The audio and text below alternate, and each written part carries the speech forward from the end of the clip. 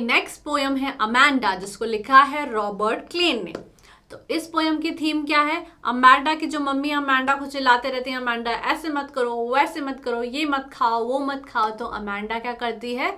सब चीजें भूल के अपनी इमेजिनरी दुनिया में खो जाती है, जहाँ पे कोई भी उसको नहीं डांट रहा है और वो बहुत ही फ्रीडम से इधर उधर घूम रही है। So the poem deals with the upbringing of a small girl जिसका नाम है Amanda. It highlights the struggle faced by a child, यानी जब लड़कियां छोटी होती हैं तो उनको क्या क्या प्रॉब्लम्स फेस करना पड़ती है।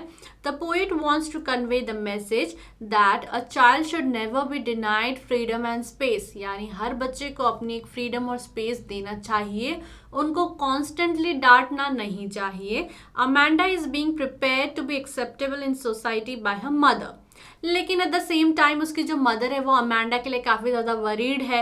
वो चाहती है कि अमेंडा के बाल अच्छे रहें, उसकी स्किन अच्छी रहे, वो अच्छे से बैठे, ताकि वो सोसाइटी में एक्सेप्ट हो सके, ठीक है, सोसाइटी के स्टैंडर्ड्स को फुलफिल कर सके। Amanda feels trapped and thus she is angry and annoyed and dwells in a world of imagination. अब उसकी मम्मी उसको बार बार डांट रही है तो अमेंडा क्या कर रही है? अपनी एक इमेजिनरी दुनिया में खो जाती है, जहाँ पे वो कभी रेपुंजल बन रही है, कभी कोई ऑर्फन बन रही है, ठीक है। तो इस तरीके से वो अपनी इमेजिनरी दुनिया में खो जाती है। तो हमारा पहला स्टैंजा है, don't bite your nails Amanda, don't hunch your shoulders Amanda, stop that slouching and sit up straight Amanda. तो उसकी मम्मी उसको डांट रही है कि अपने नेल्स को बाइट मत करो, अपने शोल्डर्स को मत झुकाओ, ठीक है, सीधे बैठो।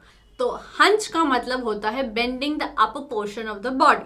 तो ऐसे झुक के बैठना अच्छा नहीं होता है, बच्चों को आदत हो जाती है झुक के बैठने की। तो अमेंडा की जो मम्मी है उसको बोल रही है कि ऐसे झुक के मत बैठो। स्लाउचिंग का मतलब है टू स्टैंड, सिट और move in a lazy manner. तो वो बोल रही है कि स्लाउचिंग भी बंद कर दो और सीधे सीधे स्ट्रेट बैठो। So who is giving instructions to Amanda? तो यहाँ पे हम समझ सकते हैं कि अमेंडा की जो मदर है वो ही उनको इंस्ट्रक्शंस दे रही हैं। What is Amanda doing? She is slouching, यानी बहुत ही लेजी तरीके से वो बैठी हुई है। What is the literary device used in this poem? यहाँ पे एलिटरेशन का यूज हुआ है। Stop that slouching and sit up straight, S, ठीक है। दोस्तों अब नेक्स्ट स्टैंजा है हमारा, जो कि ब्रैकेट में है, यानी कि हम समझ पा रहे हैं कि अमेंडा अपनी इमेजिनरी दुनिया में खो गई हैं। There is a languid emerald sea where the sole inhabitant is me, a mermaid drifting blissfully. Languid का मतलब है बहुत ही रिलैक्स तरीके से, कोई फोर्स नहीं है। Next is emerald. एमरल्ड एक ग्रीन स्टोन होता है, तो हमारी जो सी है उसको ग्रीन बताने के लिए यहाँ पे एमरल्ड का यूज किया गया है। इनहैबिटेंट का मतलब है एक व्यक्ति जो एक पर्टिकुलर जगह पे रहता है, यानी रेजिडेंट। ड्रिफ्टिंग का मतलब है carried slowly by the water, slow and steady movement. Blissfully का मतलब है बहुत ही खुशी से, happily. So who do these line refer to? Amanda की यहाँ पे बात हो रही है। Why is the stanza given in the bracket? ये जो स्टैंजा है ब्रैकेट में क्यों दिया गया है? क्योंकि अमेंडा जो है वो इमेजिन कर रही है, to show that Amanda is day dreaming and to provide a sharp contrast between reality and imagination. Give a word from the stanza which means free flowing act of going with motion and force. तो हमने देखा कि drifting का मतलब होता है carried slowly by water, slow and steady movement. Why does Amanda want to be a sole inhabitant? So that no one can disturb her and she can do whatever she want to do without being instructed. क्योंकि बार बार उनकी mummy उनको बोलती रहती है Amanda ऐसे मत करो, वैसे मत करो, तो वो सोल इनहेबिटेंट होना चाहती है ताकि वो जो मर्जी है वो कर सके और पीसफुली रह सके। So the literary devices used in the stanza are anaphora. Anaphora का मतलब होता है जब सेम वर्ड के साथ दो या दो से ज्यादा लाइन होती हैं। Repeated use of a word at start of two और more lines. Don't bite, don't hunch, तो यहाँ पे डोंट के साथ लाइंस शुरू हुई है, तो यहाँ पे एनाफोरा का यूज हुआ है। एसोनेंस का मतलब है जब किसी वॉवल का साउंड प्रोमिनेंटली रिपीट होता है किसी भी लाइन में, तो use of vowel sound O in don't hunch your shoulders. Rhyming scheme है A B A C C. Amanda Amanda, straight Amanda, see me blissfully. Metaphor का मतलब क्या है, जब कंपैरिजन हो रहा है। तो यहाँ पे use of word emerald sea for green colour of sea being similar to the colour of emerald. ठीक है, तो यहाँ पे जो एक स्टोन है जो ग्रीन कलर का होता है उससे सी को कंपेयर करा गया है। ठीक है, repetition, use of word Amanda. Imagery, imagery मतलब एक इमेज क्रिएट करने की कोशिश करी गई है, हमारे सेंसेस को अपील करने की कोशिश करी गई है। जब हमारे पोएट बोलते हैं ड्रिफ्टिंग ब्लिसफुली, तो हम इमेजिन कर रहे हैं अमांडा को as a mermaid, as a जलपरी जो बहुत ही पीसफुली पानी में ड्रिफ्ट हो रही है। Alliteration, stop that slouching and sit up straight. S sound is being repeated at the start of closely placed words. Allusion, allusion का मतलब होता है जब किसी भी कैरेक्टर को किसी हिस्ट्री के कैरेक्टर से, पर्सन, प्लेस या थिंग से हम एसोसिएट करते हैं। तो यहाँ पे जो मर्मेड है वो एक इमेजिनरी क्रीचर है और यहाँ पे इस स्टैंजा में अमांडा एक मर्मेड बन रही है। तो यहाँ पे एल्यूजन का यूज हुआ है। Did you finish your homework, Amanda? Did you tidy your room, Amanda? I thought I told you to clean your shoes, Amanda. I am often roaming the street at patterns of dust with my hushed bare feet. The silence is golden, the freedom is sweet. Tidy का मतलब है clean करना। Orphan का मतलब होता है वो बच्चा जिसके पेरेंट्स नहीं होते हैं। हश्ड का मतलब है क्वाइट, शांत होना। ठीक है, रोमिंग का मतलब है घूमना फिरना विदाउट एनी एम। ठीक है, और बेयर का मतलब है something which is not covered. So Amanda dreams to be an orphan. Why? Amanda orphan बनने का ड्रीम, अनाथ बच्चा बनने का ड्रीम क्यों देख रही है? Because she wants to be alone to avoid being instructed and nagged all the time. वो अपनी मम्मी से थोड़ा दूर रहना चाहती है जो बार बार उसको डांट रही है, ऐसा मत करो वैसा मत करो। तो इसलिए वो ऑर्फन बनना चाहती है ताकि कोई भी उसको डिस्टर्ब ना करे और वो जो चाहे वो कर सके। Silence is golden, what does that mean? तो ये एक प्रोवर्ब होता है, silence is golden, which means it is wise to be silent. कभी कभी चुप रहने में ही भलाई है। What are Amanda's plans? Amanda के प्लान्स क्या है? जैसा कि हम ब्रैकेट में देख सकते हैं, वो इमेजिन करिए एक ऑर्फन बनने का जो अपने पाँव से डिजाइन्स बना रही है, स्ट्रीट्स में घूम रही है। Which poetic device is used here? यहाँ पे मेटाफर का यूज किया गया है। तो लिटरेरी डिवाइस यहाँ पे देखिए, anaphora, repeated use of the word at start of two और more lines. Did you finish, did you tidy, तो यहाँ पे डिड के साथ, सेम वर्ड के साथ दो या दो से ज्यादा सेंटेंस जब शुरू होता है तो वहाँ एनाफोरा होता है। राइमिंग स्कीम है आगे, A D A E, Amanda, Amanda shoes, Amanda और स्ट्रीट फीट स्वीट, तीनों ही मैच हो रहे हैं। ठीक है, एसोनेंस का मतलब क्या है? वॉवल का साउंड रिपीट होता है जब, तो यहाँ पे thought, told, you, your, shoes में ओ का साउंड प्रोमिनेंटली आ रहा है। ओ एक वॉवल है तो यहाँ पे एसोनेंस का यूज हुआ है।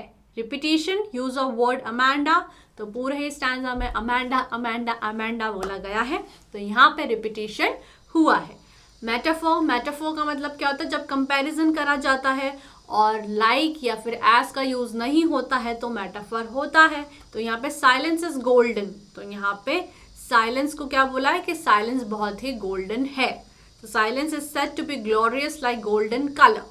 फ्रीडम इज स्वीट, जो फ्रीडम है वो बहुत ही मीठा होता है। So freedom is said to be sweet in taste. तो यहाँ पे मेटाफोर का यूज हुआ है। तो दोस्तों हमारा नेक्स्ट स्टैंजा है, don't eat that chocolate Amanda, remember your acne Amanda, will you please look at me when I am speaking to you Amanda. तो यहाँ पे why is Amanda not looking at the speaker? जब Amanda की mummy उसको बोल रही है कि ऐसा मत करो वैसा मत करो, तो अमांडा बिल्कुल भी अपनी मम्मी की तरफ नहीं देख रही, because Amanda is lost in her own thoughts. वो कभी रिपेंजल बन रही है, कभी मर्मेड बन रही है, कभी ऑफन बन रही है। What causes acne according to speaker? उनकी मम्मी बोल रही है कि चॉकलेट मत खाओ क्योंकि चॉकलेट में शुगर होती है और उससे एक्ने होते हैं, तो इसीलिए चॉकलेट मत खाओ। Which word in the stanza is the antonym of forget? Forget का मतलब है भूलना, और भूलने का उल्टा होता है याद रखना, और याद रखने का मतलब होता है remember। तो remember हम stanza में देख सकते हैं। What does the stanza inform us about the speaker? Tries to control Amanda, physical beauty is important and loves giving instructions। तो ये हम सब अमांडा की मदर के बारे में जान सकते हैं इस स्टैंजा से। All right? I am Rapunzel, I have not a care. Life in a tower is tranquil and rare. I'll certainly never let down my bright hair. तो यहाँ पे Rapunzel कौन है? A girl in the fairy tale by Brothers Grimm. Tranquil का मतलब है बहुत ही काम, क्वाइट, जहाँ पे कोई भी साउंड नहीं है, बहुत ज़्यादा शांति है. रेयर का मतलब है अनकॉमन होना, जो चीज़ कॉमन नहीं है. तो who was Rapunzel? Name of a German fairy tale character. What do the words tranquil and rare signify?